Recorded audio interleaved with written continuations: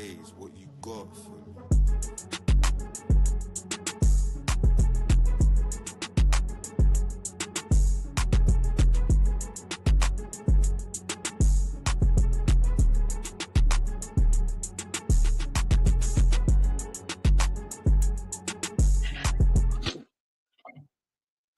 Durag Diaries, yo, what's good, people? Welcome back to the channel. Welcome back. Well, I'll say welcome back. Welcome to your live reaction of Daniel Levy's overlap.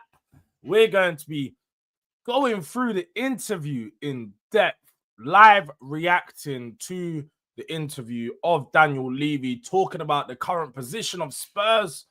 Why is it so hard to compete with the best teams in the Premier League? And all of that malarkey. We're going to be going straight into that stuff in about 5 minutes. But before we get into any of that stuff, we need to do the housekeeping. So if you are checking into the show nice and early, make sure you're dropping a like on the video. Make sure you're subscribed, as we are on the road to 5K. We're on the road to 5K. We're real close. I'll say real close. We're working to that 3.5. About halfway to that 3.5 mark now. So big up to everyone that's helping me get there. You know, the support is overwhelming and appreciate it massively, but there's no stopping. So we got to get to that 4K before the end of the month, and I need you guys to help me get there. So make sure you're sharing this around. Tell your people them to tell your people them. Tell a friend to tell a friend. You know, aunties, uncles, all of them. They need to be subscribed to your boy Durag Diaries. And post notification bell, man. I can't even lie. That's what the one thing I can tell you guys. You really want to be up to date with everything. You really want to be in tune with all the lives. Tap the post notification bell, because the schedule is scheduling, isn't it? Like, we're still working it out, trying to get the schedule to pattern itself up. But if you tap the post notification bell, you're up to date with all new videos, all lives, and everything that's going to be coming out. And also, how can I forget? Members, yeah, there's enough of the people in the yard right now, the delinquents. You can see, because they got SIA badges, they got that little DRD next to their name, because they're real ones. So if you want to be like them, you want to have that badge, you want to be a member, tap the pinned comment, the link in the pinned comment to become a delinquent, become a descendant, and become a member of the channel. Hi, bro. Don't even start me with mad. I'm ready. Don't even start me with mad. But big up to my bro. Big up to the member in the house. Man like Ilyas. Man like Durag Delusions. Up the bro. Big up to Kengiz in the building. Latifa. Big up to you. Man like Bango. I'm seeing it. Casado. Bergval would slap. Hey, Casado. I've been seeing the links. Very loose ones at that. But this could be a midfield duo to look out for. Now, with us signing Paulinho and having Gray, doesn't really make sense at this moment in time. But talent is talent. You can stockpile talent. We've seen Chelsea do it. We've seen City do it. There's no reason why we can't either. But man, like Tony in the building, big up Jords on the chat. Levy can write off. I hope this helps. Fair enough. Strong words and strong feelings towards Levy, nice and early. Don't blame you. I don't blame you. Karma, good morning to you, and good morning, Jords, on the chat. Mr. Udang, big up Jords there. Big up to my guy Udang as well. Durag Delusions. Meanwhile, our team is getting run through like a drive-by with these injuries. Daniel Levy's out here looking like Julian from AFTVs and chatting breeze. I generally watched the first minute and I was like, you know what? Let me react to this on stream. Now, if anybody could tell me, I hope it don't get demonetized, innit? Because it'd be nice not to be demonetized from doing this. But hey, we're gonna do it regardless, because I think it'll be a good reaction. It's gonna be a good reaction. It's gonna see what this absolute fool's been saying on the net. Hope he ain't been embarrassing my club as he usually does. Big up to Beans on Toast. Yeah, mash down the likes, people, as he says there. I'm not going to say that too much today, but moderators, they're going to be letting you know. We need a proper striker, left wing, and a class 10 ASAP. Yeah, man. Do you know what's mad? To say that we need all three forward positions at this point in the window, madness. Madness. But we're getting another centre-back and a forward. Yes, I did see the report from Alistair Gold to suggest that Thomas Frank is currently focusing on Spurs bringing in those two positions. They are the ones that are highlighted. And they're the ones that are needed ASAP. Big up to Hooks for the raid. You know, everyone that's come over from Hooks' channel, make sure you're supporting the boy. But make sure you smash a like on your way in over here, because I know Hooks don't let you, man, run up over there and not be doing things the proper way. I know he doesn't let you, man, be... I said, you're getting mad with these pictures we see. Don't even start thinking you can get a picture of man doing this. I see the one with Catch. Then I see SB. Now man's got Hooks. Aye, don't be moving mad over here, SOD, you know. SIA badges, man, are gonna... Just gonna move on swiftly from that one. Egg Mayo Sammy's Hooks raid. Wait, Egg Mayo Sani's. Oh, bro. Don't tell me D told you to say some shit like that, bro. Because I know D is always trying to confuse, man, with the Aki and Saltfish raid. Aki and Saltfish raid. Yeah. If we sign the remainder of the window as a number 10 in the centre back, Spurs are setting themselves. Yeah, I can't even lie, Tony. That was my concern when I read that report. It was like, we only need a centre back and a 10? Like, only a... Bro, calm down. We definitely need more. We definitely need more. Dragusin has a new number. Wait, Dragusin has... No. Where you seeing this? No. That can't run. That can't run. I'm looking at the Tottenham squad numbers right now. You're getting mad. I can't believe I'm hearing Dragging Us Down has gotten a new number.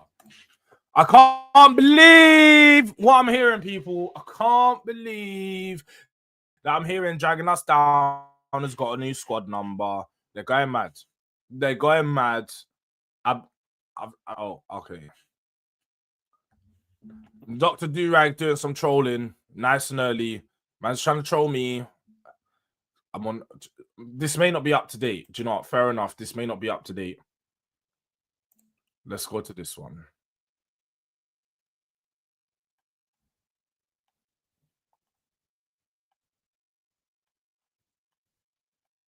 No, Dragusin number. Aye, man tried to roll me with the trolling. Dr. Durag saying that, man's on to you. You're getting mad. I thought he was getting number 3, you know, for him. You're getting mad. I was about to say, we don't have no number 3, and he definitely is not good enough to be our number 3. But look, big up to everyone in the chat. I think, do you know what?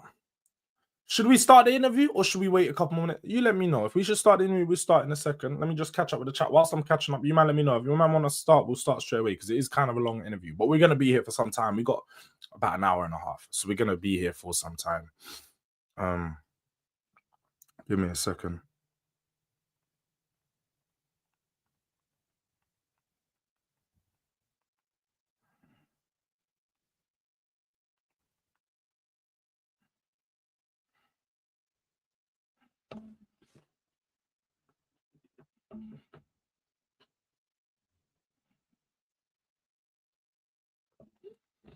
All right, cool.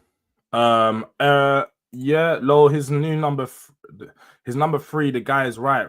Bro, where are you seeing this? I didn't think you would troll me, but where are you seeing this info? Is this on Twitter? Let me check Twitter then. Let me check Twitter. Because I can't lie. What's going on? What is going on, people, man? What are we doing here? Dragging us down. Now, look, I think it's fair to say he probably does deserve a new lease of life. I'm not going to lie. He probably does deserve a new lease of life because Ange was not the best manager for him to work under. With the way that we play, he wasn't. Clearly, Spurs think they're getting something out of Dragusin. And like I explained on one of my previous shows, yeah, the difference between Spurs and a lot of clubs is when they realize a player's not good, they just carry on trying to get the best out of this player. That's Dragusin. Chelsea realized after a season of Koulibaly, he wasn't good enough. And then, man, Jords is a serious YouTuber. How didn't he know about a new number 3? Bro, because this morning, this come out 7 minutes ago. We've been in the stream for 10 minutes. Allow me, bro. Allow me, fam. What the fuck? I actually thought I missed this one. It's because I've been on stream, cuz. That's why I missed it. Shit. Man, I'm thinking that I'm not up to date with my own club, you know. I told my boy the other day. Yeah, he can put it in the chat. I'll go ban for ban with ChatGPT when it comes to my club. I'll go ban for ban with ChatGPT when it comes to Spurs. That's how confident I am. I'll go ban for ban, bro. So don't test me. Don't test me. Trust me now. Like, anybody want to test me in my club? I know. I'm just a little bit late to this news. That's all it is. But let's see the little announcement video that they've done for Dragusin. I think it's we'll slap it on. 3 for Romania. And no, 3 for Spurs. My 3rd season in North London. I'm getting stronger every day. Come on, you Spurs. Alright, what is it with this ad-lib shit they're doing in their announcements, bro? Number 3 for Romania. Number 3 for Spurs. 3rd season. Bro, that's not bars, fam. Why are these man... Bro, they keep doing these announcement videos like these men are spitting bars, like they're hitting straight flames. Like I don't know what's going on, fam. Man said, number 3 for Poland and number 3 for Romania. Number 3 for Spurs. 3rd season. No step backs. Come on, you Spurs. Like, what the fuck is that, bro? Honestly, like, I can't lie. Like, from the Kudus one, it was like, yo, we're up. We're doing big things now on these announcement videos. And then we're coming back to... What did... What did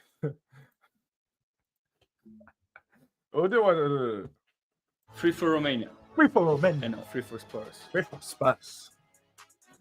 My 3rd season in North London. I'm getting stronger every day. Shut up, man. Shut up. Put the fries in the bag, fam. Put the fries in the bag. I'm getting stronger every day. That was like a promotion for the kit, fam. That wasn't no like announcement for your new like. Anyway, my 3rd season. Hey, let me not even. I'm not even trying to flame up my players today, man. I swear down. Maldini wouldn't have survived Andrew's high line Maldini wouldn't have survived Andrew's high line. Give Dragusin a chance. Yeah, that's probably a fair thing to say, Ghost. I'm not gonna lie. He probably does deserve a chance under a new manager of a better structure. Big up to Beans on Spurs. Come on, you Spurs. Terrible video. And yeah, it all links back to Marinakis stuff. Meatball Marinakis, bro. It always links back to this guy. But you know what? Look, let me share my screen. We're gonna go into the Daniel Levy interview. I think it's only right. We're 30 minutes into the show. I don't want to delay you guys. Man said I'm getting stronger every day. Bro, it's just it's some loser stuff, bro. It's some loser stuff. But big up to my guy, SB in the building. Yeah, let me just share this. Let's get into the important stuff that we're here for, because that was just cringe as fuck, bro. I'll be so real. That was cringe. Oh, do you know what? Before we quickly do that though. Likes, we're only on 23 likes for the show. That's all right. We're not gonna complain too tough, but throughout this video, if we can get that up to 50, you know, whilst we're watching the overlap, it would be appreciated. But we're not liking the video, yeah. We're not liking their thing because we don't know whether it's a good one or not. Man said you need to sue. Yeah, I definitely need to sue Virgin Media. If I'm getting bad connection again, we need to sue Virgin Media.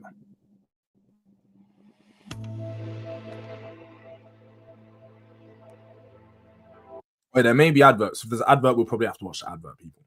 That's the only thing. But that's fine. That's fine. We're here in the Tottenham Stadium. We're waiting for Daniel Levy, and yeah, I think we've asked Daniel a lot. Oh, hello, how are we? Are you good? Yeah, good, thank you. Stadium, I've never seen. It's amazing. Do you get a summer? No. You don't? No.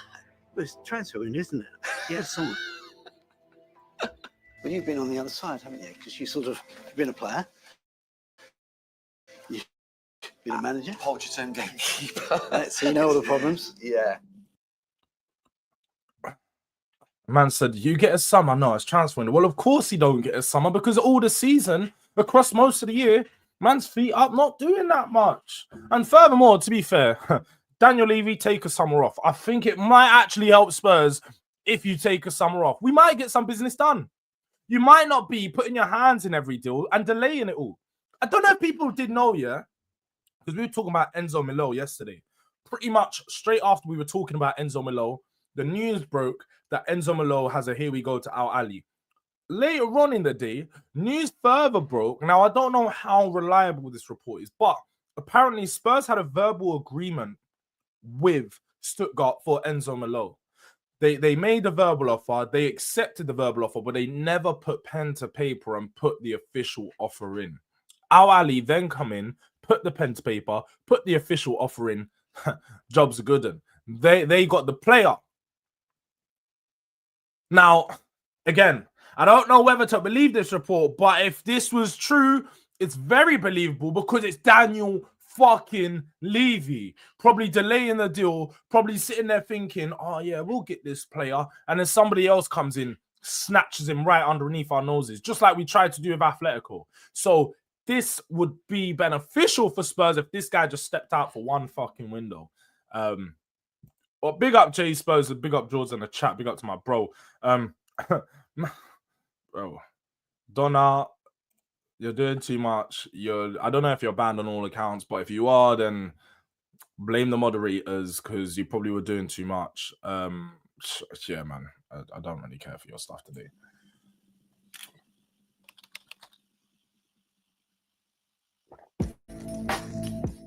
Do you not? That was a beautiful sight for a second, innit? I can't lie. It's gonna take it back a minute, you know, for all the rivals, you know, for the likes of SB, SLD, Karma. Take a look, yeah? Take a look at that. Yeah? What does that say? Winners. Yeah? Winners. You don't have that on your stadium. What does yours say? Second place. Oh, silvers. Oh, yeah. I'm Donna again. It wasn't me. I'll have a look after the show. I'll see how many accounts you're banned on. I'll unban one or two of the accounts. But it wasn't me. I don't know what's going on. You've got 1,000 accounts. I'm sure you'll be finding your 100,000 accounts to get in on any channel. Do you not believe you get the credit that you deserve for that part of the club that you're in control of? When I'm not here, I'm sure I'll get the credit. You have suffered protests in the last sort of 6 months. Does it hurt? Of course it hurts. Do you look at the other clubs that are actually overspending and think they're crazy? I wouldn't say they're crazy, but I think it's not sustainable. He wouldn't say they're crazy. I don't think they're crazy either. I think they're smart. I think they're smart, and I think you think that too. You say the sustainable stuff. You've been running for about 10 years, 15 years. At this point, clubs are spending. They're not losing. Chelsea are spending just as much as they're spending every year. It's quite clearly sustainable to some sense. But when I'm not here, I'll get the credit. He probably will. That's the maddest thing. When he's not here, he's one of them, man. You know, like he definitely will. I'm not going to lie. He will get a lot of credit when he's not here. Now, George, did you guys really put winners on the front of the stadium? Of course, bro. That's outside the... Well, technically, that's not on the stadium. That's on the club shop. That's outside the front of the stadium. So, yeah, we of course do have that. Maybe you would learn if you'd won anything recently, innit? But, yeah. Back to it. Oh. Harry's got a bigger kitchen that I've got at home in his box. We as Tottenham Hotspur, I can assure you, would give up some of our revenues if it was the good of the game over the long term. It was nothing to do with the money. It was all... Do you believe that? Do you people actually believe what he said there? About we needed a trophy. And is this the greatest thing that you've ever done? Yeah, and I'm not doing it again, I can assure you.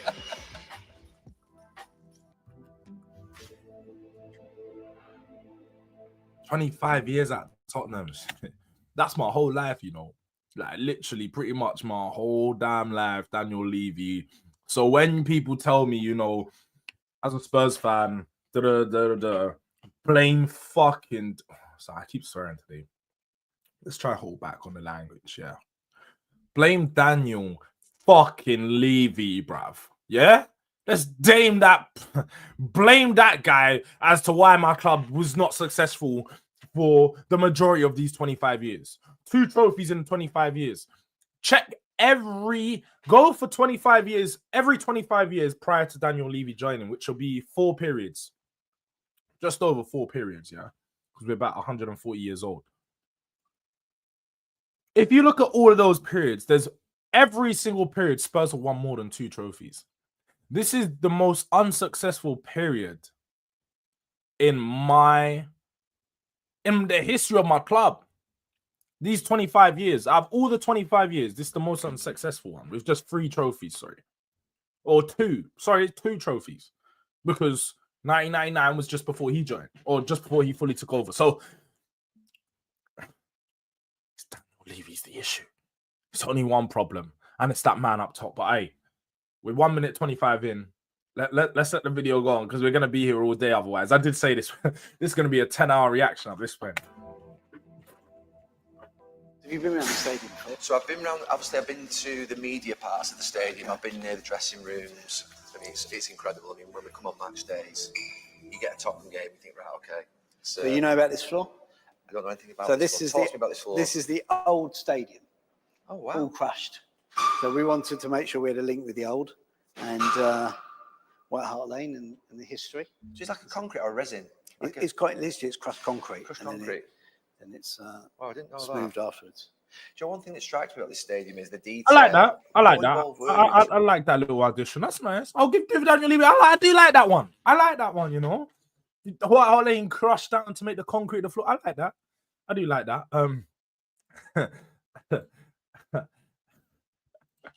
Wow, he kept the floor. Yeah, it's not enough, but boys, you know, it's one of them like little. It's one of them small things, isn't it?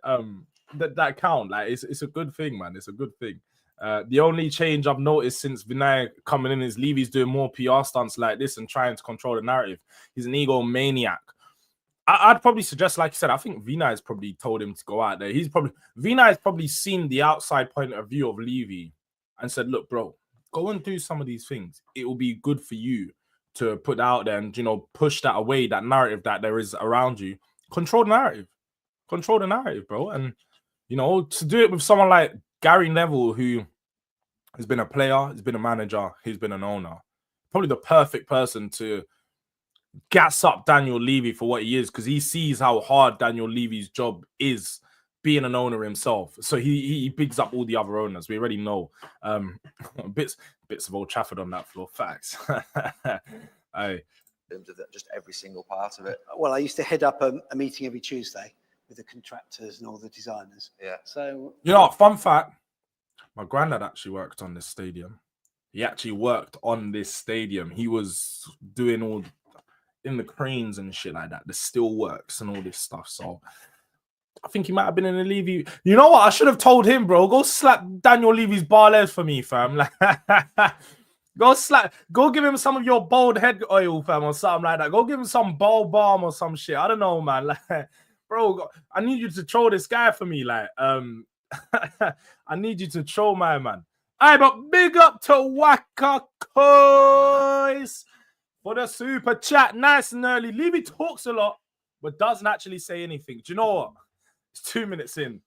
So he may have said a lot of words and not mean anything because I've been stopping it a lot. So I'm going to give him some credit in it. I'm going to let it flow. I'm going to let it flow for at least the next couple minutes because, yeah, it's my fault. I think it might be my fault, innit?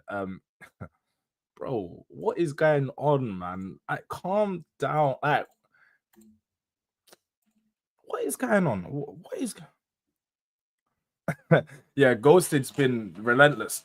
Yeah. I can't even lie. I don't even care, man. I'll be so real.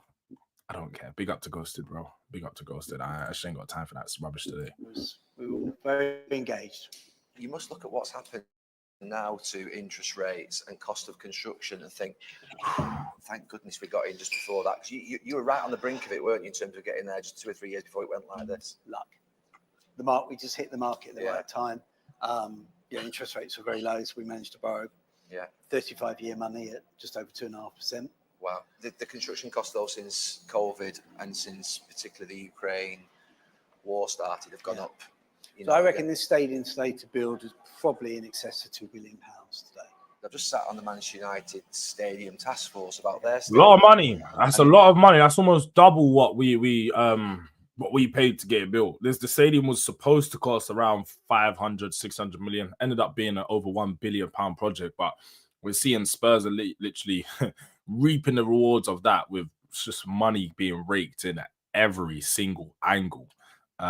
But he's done a good job there. Reported costs, not necessarily from the club, but just reported around 2 billion for a 100,000 capacity stadium. Do you doubt those costs? You must do if it's. Let me tell you something. When it stadium, do you? Sorry, I just missed that bit. Necessarily from the club, but just reported around 2 billion for a 100,000 capacity stadium. Do you doubt those costs? You must do if it's. Let me tell you something. Whatever the cost consultants say, when you actually come to actually build it, and because of inflation over time, it will always cost more. Yeah, always. I mean, I've done small construction. He's not lying about that. He's not lying. Spurs. That's what I mean. Spurs' stadium was supposed to be like a £500-600 million stadium. We went way over budget, but we were fine to go over budget because we knew what it would give us across these. I mean, the 7 years that we've had the stadium. I'd actually love to know the specific number of what the stadium itself has brought in, whether that's through match day revenue, whether that's through concerts, NFL. I want to know the exact number that stadium has brought in. I would love to know that. Because, like I said, all this money over budget, it's probably been worth it. That feeling of, it's a little bit too much. Did you have any of those moments when this stadium was being built where you thought, I'm getting a little bit deeper than I thought here? Hundreds of times. Because, when we started this stadium, the original construction cost was about 400 million when we first started the project. For this whole build? Because what happens when you design a building is you keep adding stuff, and then it takes longer, and there's always problems in the ground that you weren't anticipating. It just always costs more. So we have some great boxes here. Yeah. So in fact, why don't we go into this box here? This used to be Harry Kane's box. Oh, did it? Yeah. Harry. Probably this is the president. Harry. What he's basically saying that this was the presidential suite. That's what he's saying. Welcome to the presidential suite. Let's have a look inside. My mum and dad would have been happy if they were watching me at United and I give them a box like this every week. I just got a couple of seats in the main stand. Wow. Harry's got a bigger kitchen that I've got at home in his box. I need to do I've done premium hospitality before, but man, I need to do box seats at Spurs one time this season, man. Man, have to do it. Man, have to do it for a big game. One box seats. We need to. If someone's got a link, let me know. Because we need to make this happen. We need to. Bro, you seen how clean he is in there? Man, getting a 3-course meal before a game. Get me in that experience. Lawyer. I'll see you out. I've never been in one of these before, and it's absolutely incredible. So what have we got on at the moment? Is that setting up for a concert? It's a concert. Who's coming on? 50 Cent. 50 Cent? You 50 Cent fan? No. Ask my kids. This must have been filmed about a month ago. Hi. No. Oh, we'll just mute that. But must have been filmed about a month ago. Must have been filmed about a month ago if the 50 Cent concert was on. So it's quite some time ago.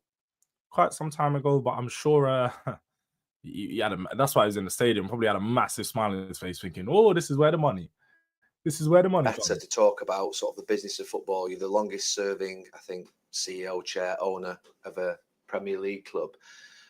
What do you think about the current state of the game in terms just generally across the board? PSR, sustainability issues, the sort of stress that exists within the game? That's a very heavy question for this time of the afternoon. I would say we're going through a period of change. The league is the most competitive league in the world, definitely more competitive now than it's ever been. We're now going to have some government intervention, regulation, which personally I'm not in favour of, but it's coming. So we have to accept it and embrace it. I think sustainability is obviously fundamental to the game, the whole of the pyramid. Multi-club ownership is another issue that's very, very important today because it really didn't exist 5 years ago. You're against it? I think we have to be very careful. I think the idea that one club is involved in lots of different clubs with the money involved today, I think it has to be controlled carefully. Very, very, very good point. Because what we're seeing right now, and we're seeing it being far too common in not just the Premier League, but across the world of football, is you've got these owners that own multiple clubs that are just pretty much, it's pretty much money laundering. Let's have it right.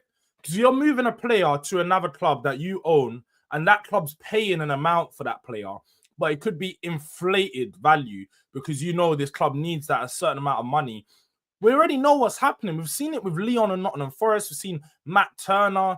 I don't know if people saw that. Leon, basically, when John Textor was the owner, when he's the owner of Crystal Palace, also has an ownership of Botafogo, and Botafogo are now going to be co-owned by him and Marinakis, but he also owns Leon, and he also owns, like, there was all this little love, I don't even know, square? Because there was all 4 clubs involved. There was Leon, there was Palace, Forest, Botafogo. Forest and Botafogo have done quite a bit of business. And then Forest and Leon are doing some business. But then Palace were just there because John Textor owned them, innit? Then obviously we saw what happened. John Textor got rid of his ownership, for Palace. Pushed that to the side for a piece. Yeah. But now Mr. Marinakis has an ownership in Botafogo. But there's just been money moving around. There's just players and money moving around. Apparently, Leon had signed players from Botafogo, or signed players to their club that have just gone to Botafogo. 3 or 4 players that were up to about £80 million that were never on their books. And this is the type of stuff that's going on behind closed doors that a lot of people won't know about. So I can't lie. Daniel Levy makes a very good point here. This multi-club ownership stuff needs to be controlled. There needs to be an independent regulator that's reviewing this stuff on a case-by-case basis. And I genuinely think all transfers between multi-club owners need to be scrutinized. They need to be scrutinized. They need to be looked into, because a lot of these players are being inflated values. A lot of these players shouldn't be going for the prices that they want. Well, we're going for. And also, a lot of these clubs are making money from these sales and balancing their books for PSR, making it look like they're doing something good. So, facts. Daniel wants to snitch. Daniel wants to snitch. His favorite word, sustainability. Let's just be happy to exist. Big up to man like John Durag, Jords. Big up. It used to be Kane's box. I wonder if it's Richarlison's box now. Karma, I want to buy Burnley. Do you know what?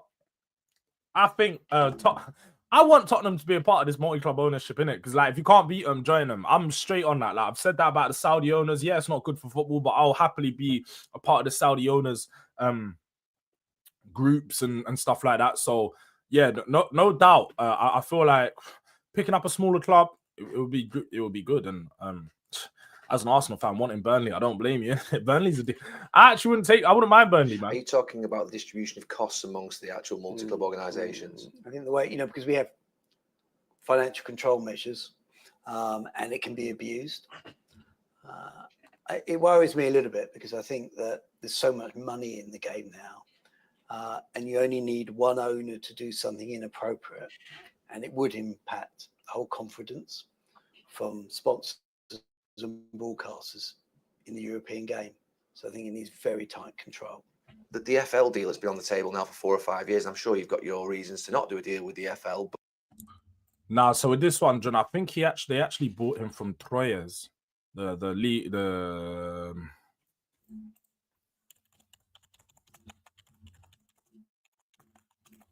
yeah, I'm pretty sure they bought him from Troyes. Not Girona. Yeah. They brought him from Troyes. I feel like they do also own that club though. Let me just do Man City on Troyes. Yeah. So it's funny because Troyes is another part of City's ownership group. So they brought him from Troyes, who loaned him to Girona. So they've just got their player moving between the City football group. That's basically what they've done. They just kept it all in-house. So yeah, no surprise there. Welcome back, Donna. Welcome back, Donna. You can leave her alone, Ghostage, before she starts spamming off the thing, man. Promoting the concert mid-interview is top quality advertising from Levy. Aye, bro, it really is, you know. That's proper Daniel Levy stuff. But why has that deal not been done? It's surely simple to deal with the EFL and try and bring a deal in. But why has that deal not been done? The Premier League would do a deal tomorrow with the EFL. The issue is that the EFL don't want to do the deal with us. But why would that? But why What deal is he on? would deal with the EFL? That the EFL deal has been on the table now. European game. So I think it needs very tight from sponsors and broadcasters in the European game. So I think it needs very tight control. That the EFL deal has been on the table now for 4 or 5 years. I'm sure you've got your reasons to not do a deal with the EFL, but why has that deal not been done? It's surely simple to deal with the EFL and try and bring a deal in. But why has that deal not been done? The Premier League would do a deal tomorrow with the EFL. The issue is that the EFL don't want to do the deal with us. But why would that? But why would that be? Because there's not agreement between perhaps the executive of the EFL and the clubs within the EFL. What deal is he talking about? I don't know. The Premier League would do a deal today. At what level, though? The one that removes the cliff edges, or one that just basically gives a little bit more money? I wouldn't say a little bit more money. Substantial amounts of money. Where we totally accept our responsibility in the pyramid in various ways, whether that be levies, whether it be a percentage of our TV revenues, whether it be transfer fees. But you need two parties to make a deal. I know, but Daniel, you've just alluded to cliff edge between top 6 and 14, and with 14 in the Championship parachute clubs and the parachute clubs and the other Championship clubs. Do we agree on one thing, that the cliff edges need to go across the game? I do agree with that, although the deal with the EFL doesn't solve the cliff edge within the Premier League. No, I mean, I get that. You've obviously got the voting system in the Premier League of the 14 and 6 rule. Would you change the constitution? Personally, I would, but it's impossible to change it today, in my opinion. I would say most owners only think about themselves. They think about their club, which is not necessarily wrong, and they think very short term. I think that if there was an arbitrator that was brought in, and I don't believe it can be government, an arbitrator that was brought in to say, what is the right? But who can it be then if it's not government? Because there's no one else that can really implement a rule. If you say we need an I believe it should have been the FA. I think the FA should have taken a much stronger lead in bringing football together. But would the FA has no power to be able to organise the Premier League clubs? The Premier League clubs would never accept that. It's all about lead in bringing all the clubs together. So this is a personal view of the game, but I feel to get what would be the FA that power back, there's going to need to be a period of independent regulation. I think some corrections and these cliff edges removed, hopefully, and then the FA becomes empowered to be the governor of the game, and hopefully the regulator can step away. That's my view. Maybe naive, you're smirking at me, but I'm just interested to know how you would all of a sudden parachute the FA into this powerful role and give up the power that the clubs have currently got. I think it's too late now. I think there was an opportunity where the FA could have taken the leadership and brought all of us together, and it didn't happen.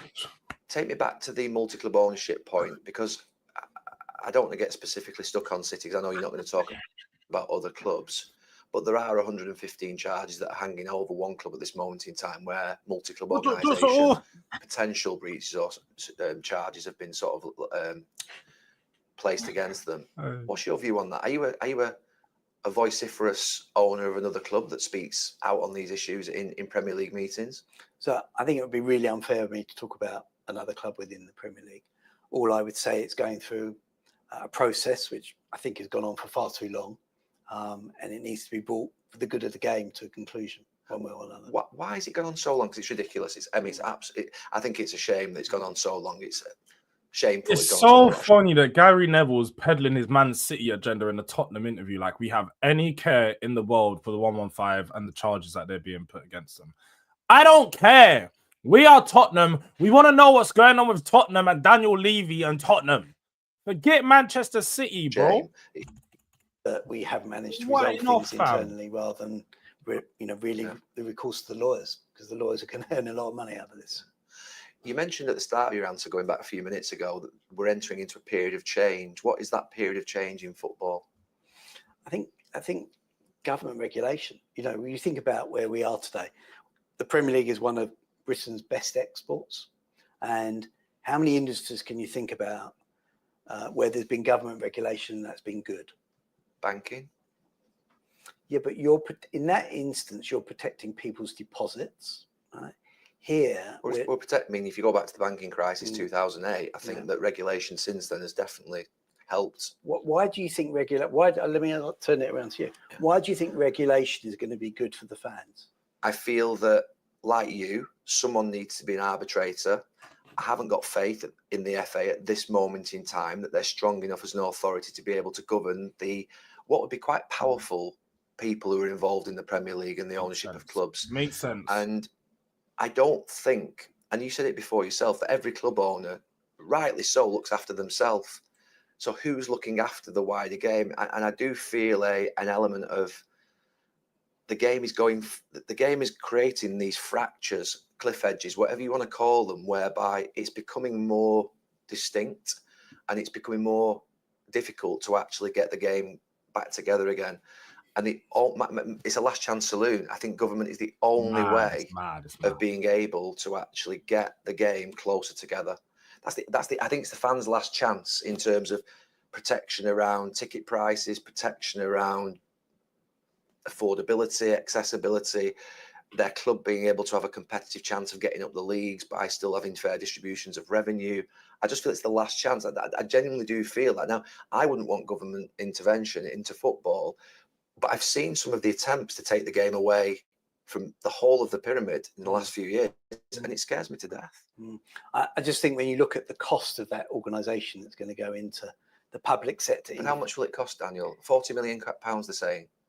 Okay, let's say that's the cost of a right back now. Okay. It's the cost of it. It's not a lot in Premier League terms. Let's come back here in 10 years' time and see if that's really the cost. And let's look back. It'd be very interesting. But now I just don't believe in government intervention. You'll know numbers better than me, though. How much money is paid to agents every year in the Premier League? Far too much. And it's how much is it? You give us the number. I actually don't know the number. I think it's 350 million. Hundreds of millions. Yeah. How much money every single year is getting spent on lawyers' fees for the Premier League to fight against their own clubs? I mean, that's 100 million as well. I accept that. I'm not in favour of government regulation. No. I think there was another way of solving the problem. And actually, a lot of the things that the Premier League have put in place, the owners and directors test, there's various things now that we're doing, various fan charters, where lots of the issues that in theory regulation was going to cover, we're already doing. Glad they moved on from that segment, because I can't lie, I was getting a bit bored in that segment. I was thinking, yo, welcome back to the main interviews brought to you by Sky Bet. With II's low flat pension fees, you could... Now, my man was all sitting there thinking, bro, are we going to get some interesting stuff about Spurs and transfer window? Because right now, man's getting a little bit bored of what's going on. Like, Daniel, you're just chatting. These men are talking about regulations and all this. I don't care. Don't care. Tell me about Tottenham. And I forget you, Gary Neville, and your big Arsenal as well, bro. Man, I want to know about what's going on in this transfer window. Season, which is, I know you've missed them. Into main interview territory next season, which is, I know it's transformed in terms of the pitch disappears, does it, underneath? Underneath all this protective measures on the pitch is actually the NFL pitch. Right. There's an artificial pitch there. And then above this would be the grass pitch. And when we're in concert mode or NFL mode, the grass pitch goes under the famous South Stand. Okay. And it can stay there for up to 10 to 14 days. Right. It has ventilation, irrigation, special mowers. Yeah. So it's a pretty unique piece of kit. When the grass pitch is here, that's a Formula One track. Right. For go-karts. To other round. Yeah. A number of years ago, you may or may not remember this. I said you were the best operator in football. Do you remember that comment? I don't. Thank you anyway. He definitely remembers that comment. Don't be lying now, Levy. Don't lie to us, Levy. We know that you remember that comment. You're the best operator in the world of football. Stop gassing him up. This is Neville planned this interview from years ago. I'm telling you now, Neville knew what he was doing. He knows what he done. Yeah, he knows what he done. You know, one of them words, like, felt like I was in. For real, man, felt like I was in business studies again, folks. take me back 8 or 9 years. Man, I felt like I was in college doing business studies, regulatories, and boards. And so if we have these and interest rates, like, bro, I don't care, fam. Talk to me about what's going on in the football club. It's like the police investigating themselves. We need more than regulations, fam. Like, it don't make no sense, bro. We need more than that. Like, best operator, 2 trophies in 25 years. To be fair, we're not even halfway through the interview, so we might get to the juicy bits. As they do tend to warm an interview up. You get a little bit of taste at the start, then you get the rubbish, then you get something juicy in the middle because it will keep you hooked. Then you get a little bit of rubbish, and then probably the last 10 minutes is probably where they go into a lot of the Thomas Frank and all of that stuff. But we're gonna get round there, innit? We're gonna get round to it. How about you operate some more ballers so we can bag more trophies, Julian? But I said that with the fact that your controllables are your stadium, your training ground, and your revenues. The uncontrollable is the football. Do you not, unfortunately, do you not believe you get the credit that you deserve for that part of the club that you're in control of? I think it's one of those situations. When I'm not here, I'm sure I'll get the credit. So you think you'll have to basically sort of, you think you'll have to exit? I think it's one of these things that, when you come here and you look at this wonderful building. I think it's one of those things. When I'm not here, I'll get the credit. Chief, bro. Allow it, man. Calm down, bro. Calm down. And the fact that other clubs now are trying to copy what we're doing should be a sign that actually maybe we did something a bit bold and right. And is this the greatest thing that you've ever done? Yeah, and I'm not doing it again, I can assure you. And do you believe it's protected the club for another generation? I think this is a symbol of Tottenham Hotspur on the global map. I think it's fantastic for the local community. The employment that we're creating as a result of this stadium. Yeah. We're very conscious that we want this area to improve economically. I know what you're on about, SSG. Super Saeed, I know what you're on about. Just ignore it. Ignore it. I know what you're on about. Just ignore it, bro. Don't start diving headfirst into those type of rumors. It's just not happening. It's very significant for the local. Do you think you need some support on that from the local council in terms of investment and what needs to happen? So I would say a few things. This area is quite unrecognisable compared to 10 years ago. Yeah. Can it improve? Yes. Yeah. We've now got the Euros coming here in 28. We're the only club stadium in London. I think we'll see some public sector investment in the infrastructure, which I think is obviously a sign of things to come in the future. In terms of improvement, we need greater private sector investment, but we need the public sector to do their bit, which I think is going to happen now.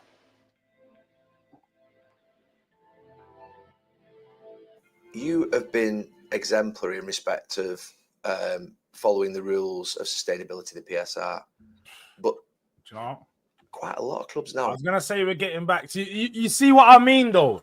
They're spanning back and forth.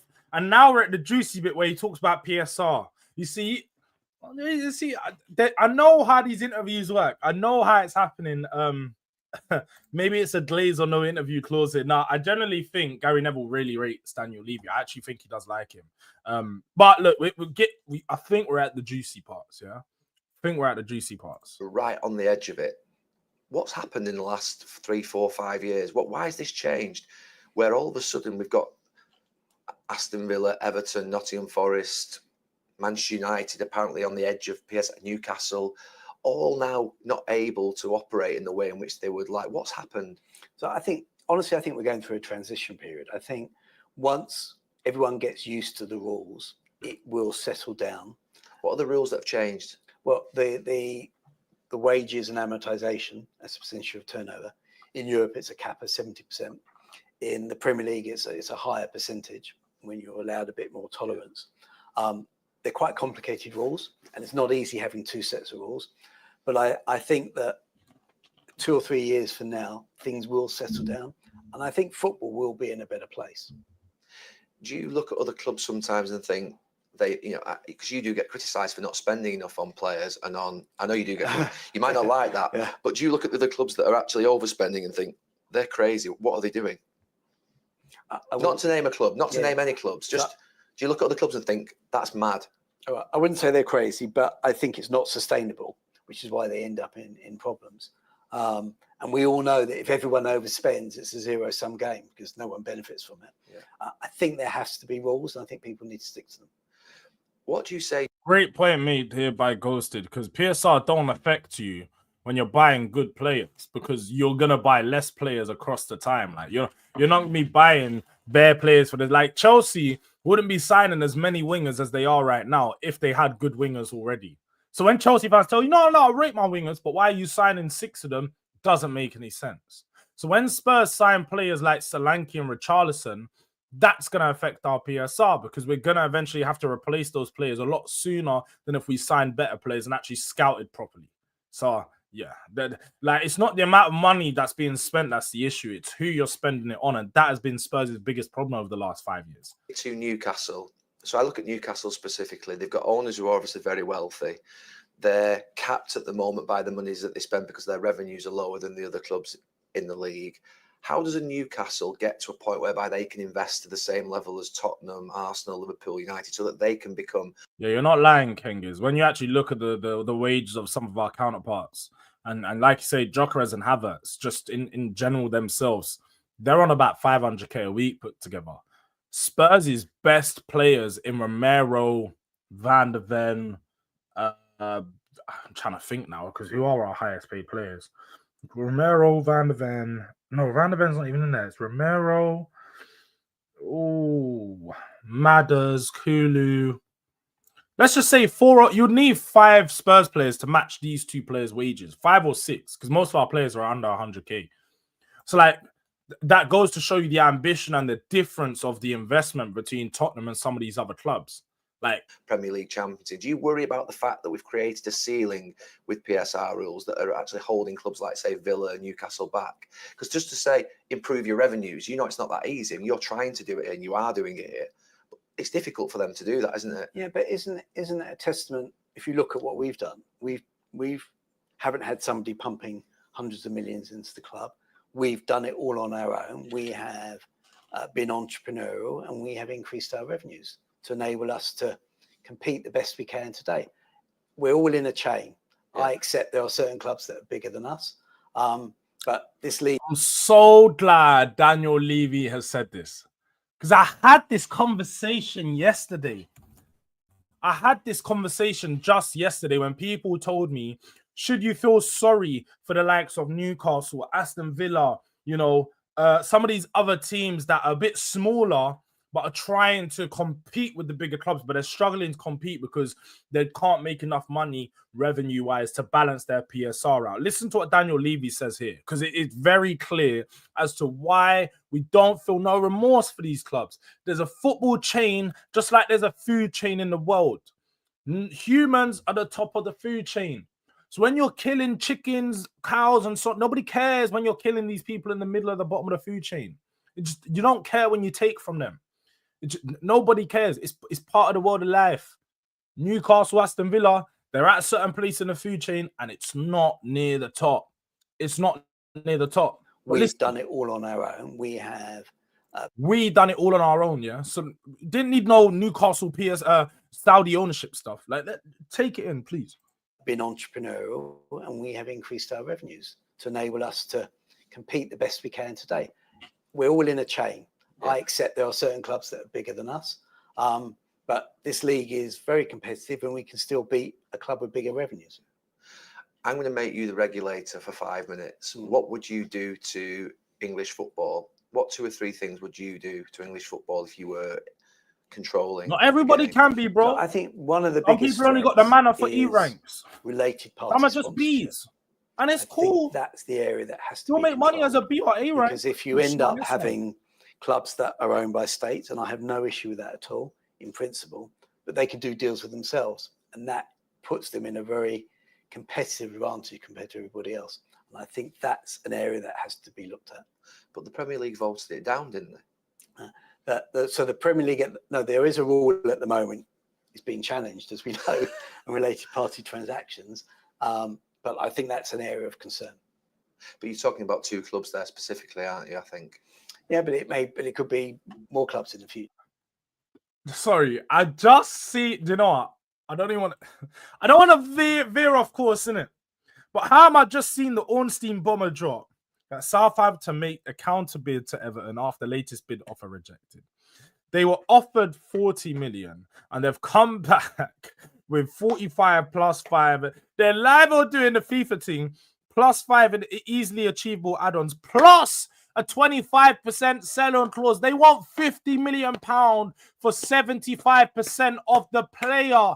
They are going absolutely mental. They're going mental. Like, Southampton have lost their damn minds. Like, marbles are fucking wobbling around in their heads. I can't believe what I'm seeing. 50 million for 75% of the player. Bro, have they got mental health issues, bro? Are these man mental health issued guys? 75% of the player means that the other club has a sell-on clause. So if you have a sell-on clause, it means that you still own 25, 20, 15% of the player. So, for example, when Tottenham sell, let's just say we sell Jamie Donnelly this summer. A lot of the times when young players are sold, they're sold with a sell-on clause. So when this player eventually is sold again for a higher fee, it protects the bigger club from getting some money back for that fee. In this case, Southampton want 25% sell-on clause. So technically, what Everton are really paying is they're paying 50 million for 75%. So if they sell him, let's just say they've bought him for 50 mil, cool. They sell him for 100 million. They sell him for 100 million in a few years. Let's just say 3 years go by, they sell him for 100 million. That means that Southampton are going to get 25% of that 100 million, but usually it's 25% of the profit. So what they will get is off 50 million, they're going to get 25%. So they're going to get about 12.5 million out of that deal because they still own 25%, and then the rest of the money goes to Everton. But that's the point, is that instead of getting a 50, they're basically getting an extra 12 million on top. So it's basically a 62 million pound deal for a player that scored 2 goals in the fucking league last year. Yo, focus. I'm gonna lose it. Let's focus. Is that the one thing that you would change at this moment in time? I think it's not just in the UK, it's across Europe. I think there should be a European rule that there should be some more detailed control over related party transactions. And what about the rest of the game in terms of the parachute payments, for instance? Because parachute payments, I mean, I know that you finished close to the bottom, but you're never going to go down. Let's be clear, Tottenham are not going to go down. So what do you say to the stress that causes through the game? I believe you have to have parachute payments, but I do accept the principle that maybe the curve needs to be a fairer curve from top to bottom. Because if a club gets relegated and there's no parachute payments, the gulf is so enormous that they're bankrupt. But what if there's no cliff edge and there's no big drop? You don't need a parachute. Yeah, no. Why does club number 20 in the Premier League get 100 million and club number 1 in the Championship gets 7 or 8 million without parachute payments? But what we're talking about is a smoothing.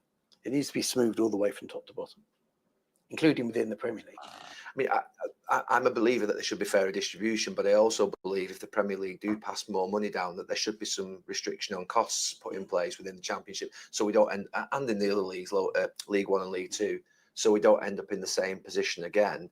Surely it's a case of smoothing that curve out, as you say, having what would be, and I feel poked a term gamekeeper here, having been a football player, having what would be relegation clauses within every player's contract that is mandatory, which means that actually when you do drop that level down from position 20 to 21, which is in the Championship, that the player wages drop down straight away and it just becomes a standard across the game, which means that the game can become sustainable. Do you not see that as a methodology? Totally. There should absolutely be relegation clauses in all player contracts. But Daniel, I'm listening to you here, and let's fix the game here and now. If you've got this distribution of money across the whole of the 92 clubs, and we have this very smooth curve between the Premier League, Championship, League One and League Two, where there are standard relegation clauses inputted into all contracts of players, which means that if you've relegated, your wage drops down to your relative income in the Championship. We have a game then that becomes sustainable as long as obviously costs are managed. And that can be something that can happen. Yeah, but then you have to have. So then you come back to the constitution of the Premier League. In order to have a relegation clause that's mandatory in every single contract, you need to get 14 clubs to vote in favour. But why can't we get the game to come together to vote for things that would mean that the whole entirety of the game would be protected? It's not making no sense, bro. It's not. It's really not making no sense. And that's why parachutes are needed. The problem is like football clubs making no sense. Understandably, owners are taking a short-term view. They care about. I can't lie, yeah. And actually, sometimes you may have to give up some. It is quite dry, but we've only got like 12 minutes to go. We've really only got 12 minutes to go, so we're more than halfway through, people. I'm hoping we get some bits where we're hearing a bit more Tottenham stuff, but it's fine, isn't it? We're almost through the show. What I will say for anybody that's tuned in right now, we are back at 1 p.m. with proper transfer show stuff. I just thought we would do this for the morning. And I know we have transfer show up again, 1 p.m. And we have boardroom talks later tonight. So if you think Jords is boring, it's fine. We've got more entertaining stuff to come later on in the day. We're just starting it off a little bit slower with this Daniel Levy interview that seems to be pretty bland, but does have some gems. I'm not gonna lie. There's a few gems of things that he said so far. I'm not gonna lie. I think for the good of the game, we as Tottenham Hotspur, I can assure you, would give up some of our revenues if it was the good of the game over the long term. This is the main singing end here. Yeah.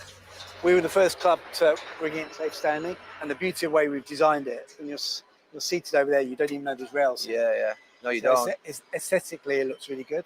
You're obviously a perfectionist. There's one part of this stadium that you look at and think, oh, I wish I'd just done that differently. I mean, it seems wrong to ask a question about what you think you should have done differently, but then just thinking about how you've planned this.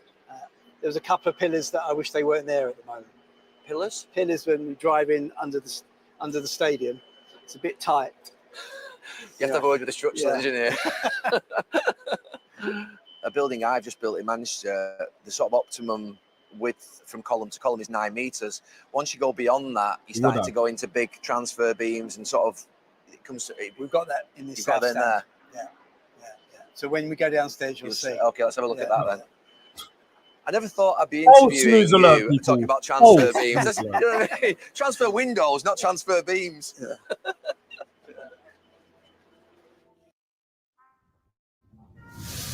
So if I turn big up to Tottenham Logic TV. We definitely need to get something in sometime soon. I hope you're well, brother. But hello, Jords. Levy has said he will back Frank. He said he wants to win the Premier League, both publicly. He's intelligent enough to know this will come back on him if he don't stick to this. Well, to say he wants to back Frank and whether he will back Frank are two very different conversations. We've heard Levy say a lot of things over these years. And the one thing is, he also said, I want to win the Premier League and Champions League. Not that long ago, after we won the Europa League. So I don't know, man. I take this with a pinch of salt, everything he does say, especially when it comes to winning stuff. But hey, look, I'll believe it when I see it. I'll believe it when I see it. So we're now entering, I think this is part 3 of the interview, I'd say probably. We should be getting, it's the last 10 minutes. I would suggest that this part is going to be where it's all the football stuff. I would hope so. This is where the Tottenham stuff starts to come into play and what's actually going on with Thomas Frank, the appointment, Postecoglou, the Europa League win and all of that stuff. But apart from the football, he's done a great, not going to lie. But where is the same energy for football, Mr. Levy? That is the problem that all fans will say. Away from football, great job. Can't say anything to him. On the football pitch and with regards to football transfers, that is where the biggest problem is right now. You said you went to America and to other countries to look at stadiums for inspiration. Where is the one place that you went that you thought, yeah, I want to model what we're doing here around this? So I wouldn't say there was one stadium that we need it to be like this. I think Dortmund, in terms of our south stand. Okay, yeah. The yellow wall. Yeah, the yellow wall is that's where we got the south stand idea from. And the rest of it, the architects used to come back to us to say it's not possible, and we used to say, make it possible. Which part wasn't possible? The actual. Oh, so many things. I mean, even the roof here, we said we didn't want a plastic roof, A, because it's not good for the environment, but B, it goes yellow after 5 years. Yeah, it does, yeah. So I want it in glass. Impossible. Right. And eventually they found a company that would do it. in glass. Wow. So obviously very conscious of what we do with the local community. So Yeah. one of our ideas was to have a craft beer. So we teamed up with a company called Beavertown, which was a craft beer company Shout out to Beavertown, man. Shout out to Beavertown. that was based locally. And we then said to them, well, we'd like to brew our own beer in the stadium. So this is our own brewery in a joint venture with Beavertown. So you actually bought into this company, or We they? didn't buy into it, unfortunately, but we did a joint venture in terms of all the beer that's sold in the stadium. Okay. Have they got a sample for us? So this is the tap room where people can, on a match day, people can sample all the beers, Yeah. and then you can see the brewery in the Oh, back. wow. But when you come here on a match day, Yeah. the atmosphere in this stand in particular is really good. But underneath? Yeah. Yeah. Yeah. No, the way in which you talk about the passion and the sort of the fans, obviously you have suffered protests in the last sort of 6 months, 8 months. What does that must really dig deep, that the people, obviously you've been chairman of this club now, owner of this club for 25 years. This is your 25th year. Does it hurt? Of course it hurts, but their pain is also my pain. Yeah. You know, I want to win, and when we're not playing well and we're not winning, Yeah. believe me, I suffer as well. Yeah. Does it impact your week? I mean, I know it from a small scale, obviously, with Salford, but when you go over on a Saturday night and Tottenham haven't won, Ruins the whole weekend. you just, and it impacts your home life. Yeah. You just, Yeah, it's horrible. You're in this to win. yeah. And when you don't win, it's no fun. I don't know, man. I don't believe that from Levy. I know it ruins my weekend. You guys have seen I've been ruined plenty of times. I was pretty much in depression half of last season. Down fucking bad. But one thing I can let you guys know for sure is Daniel Levy's weekends weren't ruined, bro. It weren't ruined, bro. This guy said that with a smile on his face. He said that with a smile on his face. First team dressing room. Do you know, dressing rooms never cease to amaze me now how good they are. I remember the old White Hart Lane. Changing different, rooms. huh? Yeah, just a bit. The most difficult part of a football club is the football side. There's no doubt about that. And you said recently that you wanted Tottenham Hotspur to win a Premier League title and a Champions League. You've very rarely gone on record to say that. What's made you come out in the last couple of months and say that and make that quite sort of bold? See, I told you guys we're getting to that point in the interview where it's juicy right at the end because they need to, it's all sink and hooked. You've got to get in the water, you've got to get the fish going after it, and then once they're after it, they're already there. You're already chasing the bait. So we're now there. We're at that point when they've hooked us in now. It's hooked. They've been sinking for an hour and 7 minutes. We're now finally hooked, people. We're at the good part of the interview.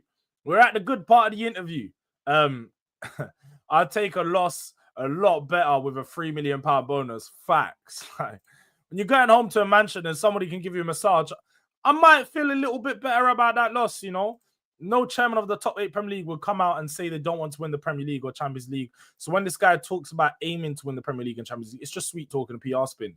Not something to take seriously. Facts. But let's see what he says. Statement, because there isn't a lot of evidence. I think Gary Neville makes a very good point here. So let's let him actually say it out. Let me not interrupt. Title and the Champions League. You've very rarely gone on record to say that. What's made you come out in the last couple of months and say that and make that quite sort of bold statement? Because there isn't a lot of evidence over the last 20 years of achieving that. So nothing has changed in terms of our ambition. It's always been the case. I think that, you know, having won the Europa League, thank you to Ange, you get a taste of it. Why does it seem like that was added into the interview? That was so cheeky, you know. That's for real though, Jay. For real, Vina has really got man working. Vina has put man to work. Either him or Charrington. He said, bro, you're gonna be put to work these next couple months here. You need to save face. These protests ain't looking good right now. Having won the Europa League, thank you to Ange, you get a taste of it, but it's not enough. And it's never been enough. I mean, we've been, I think, in 16 or 17 semi-finals, 7 finals, and we haven't won enough. We now need to use that as a springboard to keep winning, because that's what this is all about. Why is he saying that like he's trying to convince? Like, you can tell he's selling something that he don't believe for a second, because man's really said, like, we need to use that as a springboard, right? Like, that's what you're supposed to do. Like, man's asking, like, he's saying it to Gary like he's trying to get the go-ahead, but need to use that as a springboard to keep winning, because that's what this is all about. Need to use that as a springboard to keep winning, because that's what this is all about. We've won 2 trophies in the last 20 plus years. We've been so close so many times. And Why is that? Do you know, I can't really answer that because I'm not the one that picks the team, motivates the team, picks the players. What do you say to people who say that you're an incredible businessman? I don't think anyone disputes that, but that you put your hands on the football side too much. Do you feel that's right, or do you feel like you've got the right sort of what would be balance between what you do on the football side versus the business side? I would say that's completely unfair. Right? So for people that have worked in this club and understand the workings of the football side of this club, I do not interfere at all in the decision making on this player versus that player. It is always the coach, always the technical staff. No, the only thing I get involved in. That's not true. Don't lie to us, Levy, bro. Don't lie to us, Levy, bro. This has been well documented across the last 15, 20 years. Your managers have said, man got me choking. Yeah? You can't stop me from getting this out, yeah? Don't start lying and telling absolute lies now. No, we're going straight back there to listen to what he said because he's lying. You lied straight through your teeth. I can see the shine gleaming off your head to know that God has put a spotlight on you because you're chatting grease. Do not interfere at all in the decision. Somebody get the VVS tester out. I need a diamond tester out because this shit is fake. This shit is not blinging. Making on this player versus that player. It is always the coach. Sorry, let me go further back. Feel like you've got the right sort of what would be balance between what you do on the football side versus the business side. I would say that's completely unfair. Right? So for people that have worked in this club and understand the workings of the football side of this club, I do not interfere at all in the decision making on this player versus that player. It is always the coach, always the technical staff. The only thing I get involved in is when they decide which player they want to buy, for instance, or which player they want to sell. Yeah. I will go out and do my very best for this football club. Yeah. What does that even mean? So you don't interfere with what player, what this, what that. So when they decide, you go out and do your very best. So sometimes you decide that you don't want that player, you won't do your very best. So there is some interference here. There's definitely some type of interference here that's not adding up, Levy. Your stories aren't adding up. We don't believe your stories. I know that they're all lies. Mad as you want. I stick around and I just don't know why. You know them ones there, bro. That's how I'm feeling right now, fam.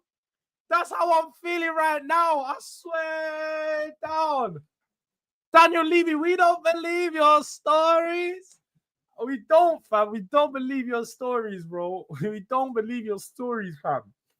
Hey, buy and so I don't make this, bro. It's not making sense. I don't even know what's going on right now. I'm not interfering in the football decisions. No, but I mean, But how are you not? Yeah, look. Do you know what? I'm gonna let Gary Neville press him because it's not making sense.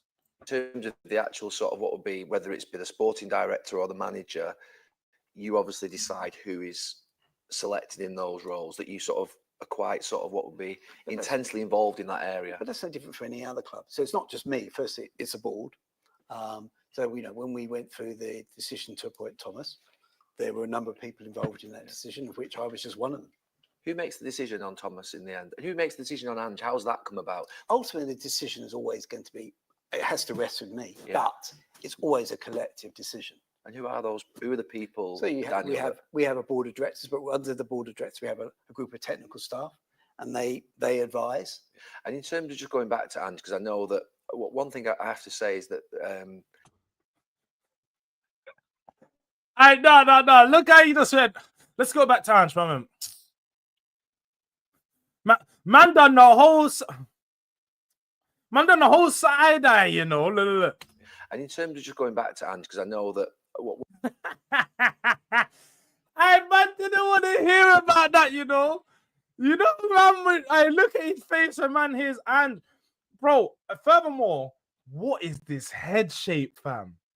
What is this head? Look at this, bro. Look at the shape of this. Look at the shape of this, bro. Man's got no neck. Man's got no chin. Man's got no chin or no jawline, fam. What is this, bro? What is this? What's this head shape, bro? Somebody tell me, what is this head shape, fam? Like, bro. One thing I have to say is that I know how difficult it will have been for you. Why did man just sit there and deep live for a second? Look, a whole 4 seconds. One thing I have to say is that man sat there for a whole 4 seconds, just like. Man froze. Man was stuck in a shadow realm for a second. I don't even know. I know how difficult it will have been for you to have made that decision. And actually, as much as I can say is, I thought the statement that you made around Ange going was a lot more detailed than you'd ever see, I think, in respect of seeing a manager let go. Did that come from you because you felt like you had to communicate more in terms of the thought process? Yeah, I think we had to explain. Ange just won us a trophy, a European trophy, which is highly significant. It's always going to be in our history. And yet we were asking him to leave. But we can't lose sight of the fact we finished 17th in the league. We lost 22 Premier League games. And it's impossible for Tottenham to be in that position. And so we had to take the emotion out of it. And we had to give some data points as to why we decided to do what we did. Yeah. But you've been there, whichever level you do it, no one likes telling somebody you're losing their job. But it is the nature of football. We're there to win. And yes, we won a Euro trophy and it was fantastic. But we also need to win on all fronts. And the Premier League says it all. You've been doing this now for 25 years. Yeah. What makes you think this time it's right with Thomas? Whenever you appoint a coach, you always believe it's right. And you need a lot of ingredients for it to be right. I think Thomas is a highly intelligent individual. I think he's got a fantastic way about him in terms of communication. I think he will be great at developing both young players and older players and making them better. He gets the style of football we want to play. He understands that, Rome wasn't built in a day. We haven't said to him, you've got to win the league this year. All we know is... When does he have to win it? As soon as possible, but no pressure. Look, we just want to compete at the highest level. Will he get the funds to compete with the monstrous amounts that some of the other clubs are spending? We will support him to the best of our ability. If you look at transfer fees, we've been in the top 4 spenders since the stadium opened. I think we spent close on 700 million net on new players. This isn't just about money. This is about some luck, having the right balance in the team, having the right coach. There's a lot of things that have to come together. And so I very much hope that Thomas will bring all the right ingredients. Home. Do you know what? I did say that all this Thomas Frank stuff will come right at the end, and to be fair, I think he's just saying some stuff in it.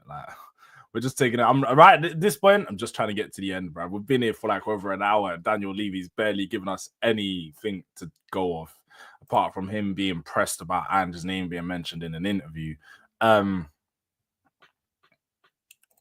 What the hell is this journalism? Man United are waiting for Sesko, while Sesko's waiting for Man United. Well, these guys just be making stuff up, man. Sesko, Newcastle just bid for Sesko.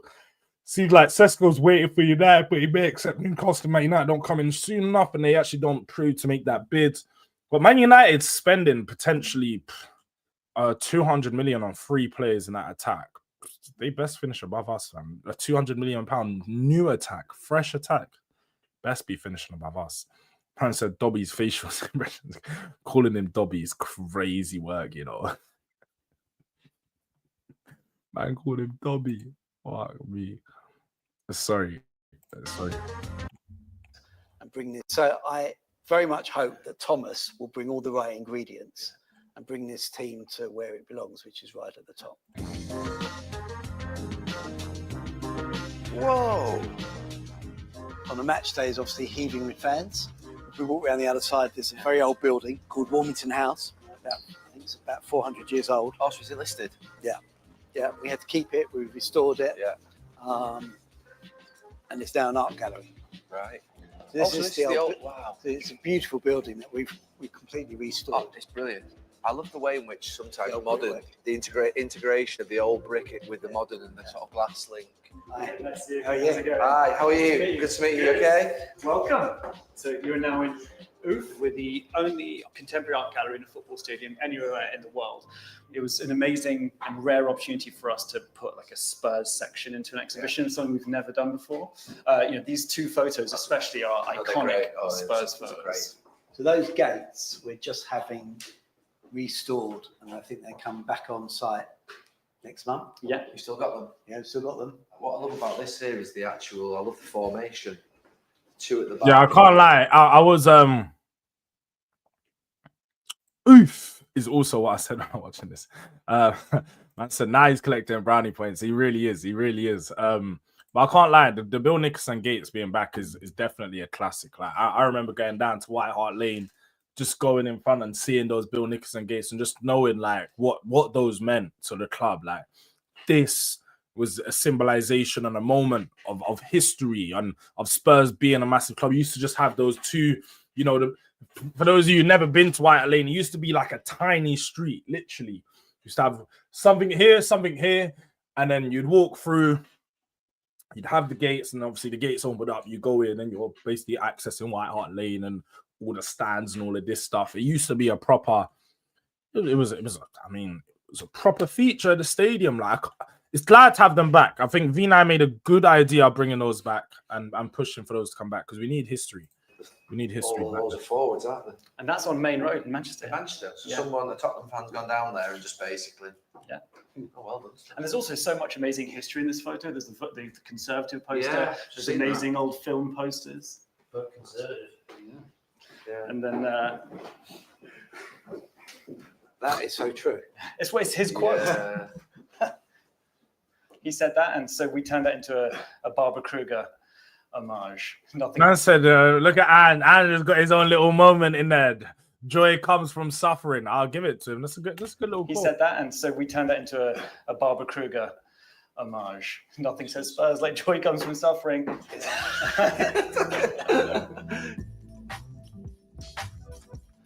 Well, it was a great night for you, that's for sure. Best night you've had as a Tottenham owner? Yeah, it has to be. Yeah. I think when we came back here a few days later and we did the parade here, that was the outpouring of emotion was for everyone to see around the world. It was amazing. Right. In the lead up to the game, and it annoyed me a little bit in respect to the last part of the season, actually, when the title was already done, that the games all seemed to be played or Man said promoted Levy around firing that guy there's 100 100 million at stake, or You know there's what it Champions is? League. I don't think he actually works for Levy. I don't think he works for Levy. I generally think my man's like, they own that art gallery. Like, they just done, again, Spurs have built it into the stadium, but the art gallery itself will be its own business who have their own employees. Daniel Levy can't fire him. He can't fire him. It's dark, but where's the other trophies? This is not our trophy cabinet, or is it where our trophies are held? This is right down, for those of you who have never been to the stadium. If you're outside the stadium, you can literally, as you can see there's a bus going past because this is literally right at the Football front of the estate. stadium. Or promoted around. Up where you saw the front, you can go in the side, and where those escalators are, There's 100 million at where you stake, go or up there- for premium hospitality, you go up through those escalators, you have some security guards, you go in and you've got a premium hospitality place. This is just on entrance to the premium hospitality, the one trophy that we just won recently. So, no, there's not, it's in our trophy gallery, nor is where our trophy cabinets are held. It's just one trophy because it's the very recent one. Where are Arsenal's trophies in the Emirates? Is there any in the front? No, I guess not. It's been a while. But big up, brother. This feels shameless of Levy. He's never letting Spurs go. This is a golden goose. Yeah, it is his golden goose. No, waited so long for his best moment. This bold you is mad. Man said he works for Marinakis. Don't kill me. Levy's gonna send his goons. Then dark. But yeah, I know. I used to work there, unfortunately. Yeah, Keros knows. There's Champions League football at stake when it was going into the sort. Did it sort of feel like that for you as well in terms of there's a trophy to win, but also there's a huge financial prize at the end of it? It was nothing to do with the money. I can assure you, it was all about we needed a trophy. And you think that mattered more on the night? Why does it seem like all this stuff is rehearsed? Like, it was never about the money. We needed a trophy. Well, he's trying too hard. He's trying way too hard to convince us. Did you feel that or not? I promise you, the money was like, you realise that after a few days later that we're in Champions League, but it was about getting the trophy. And it's 2 trophies now that you've had since you come to Tottenham. What do you think you need to do now in this next 3 years? What would you say success would be? Buy some players so we can win the Super Cup. Let's make it 3 trophies. We need to compete at the highest level. We need to consistently be trying to win trophies because that's what this is all about. It's a beautiful trophy, by the way. At least it isn't just me. We have never seen this one before. Your proudest moment? Winning this. Man was asked that question multiple times. You know, he gave different answers. You just know he gave different answers, man. Well, look, that was the interview, people. That was the interview. It was a long interview. I mean, well, a long review, innit? A long little reaction. But yeah, also a long interview. What are the likes on right now? Because I haven't checked them, I'll be real. But Basil, that interview had me tired, fam. Daniel Levy, why? I said, finally, shit. Trust me, finally, man. Finally. We do have more interesting streams coming up. I know some people got bored in that one. It generally felt like man was in cinema, fam, man. Man watching that shit. And I'm tired. But no, I'll be real. It says it was a mess. It was a mess. Jords, do you think you can honestly beat PSG on fame? I think we can if we signed a player or two. I generally think we can if we sign someone in that attack. Maybe a number 10. You bring me a number 10 and we can make it happen. But otherwise, right now, it's looking a bit techie. But what I am going to do, people, is because I am going to end here or end in a moment. Before I do end, can we get the people to smash the likes on the video, yeah? Let's get these likes up. Should have been on 50 by now. They're not, but it's fine. You man could be frauds. I am going to be going live with D, Hooks, and Cass on FamZone TV. You're taking the piss. Man went all the way back for this one, you know. Man went to the SSN shows to go get a new one. I see what you're on. Say less, yeah. Because it's funny because SSN, Serious Sports News, yeah. SSN will probably be where you'll get your best screenshots, innit? Because not Dr. Durag. Durag is just doing some mad things over there. All right, Wesley, bro. All right. They're not used to the physicality. Paulinho will clatter Vitinha. They're teammates, innit, in Portugal. So I don't even know if they're going to be going at each other like that. But yeah, look, I'm going to send you over to D. We will be back at 1 p.m, people. We're back. I didn't want to discuss any transfers this show because I thought we're going to get into all of that with Sava and boardroom talks later. So I didn't want to compound and talk about transfers 3 shows in a day. I'm sure you guys can imagine. I'm sure you guys don't want to hear me talk about the same transfers 3 times in a day as well. So, yeah, look, I think with that in mind, 1 p.m, make sure you're back, tap the post notification bell, make sure you like the video on your way out. Stay here, stay right here, because I'm going to send you guys over to FamZone TV, where we are going to be discussing all things football in life. To be fair, it just goes left. It goes left. So we'll see where the conversation goes today. But we are back there, 1 p.m. Show your face. But big up, people. Until next time, or until 1 p.m, we'll be back. And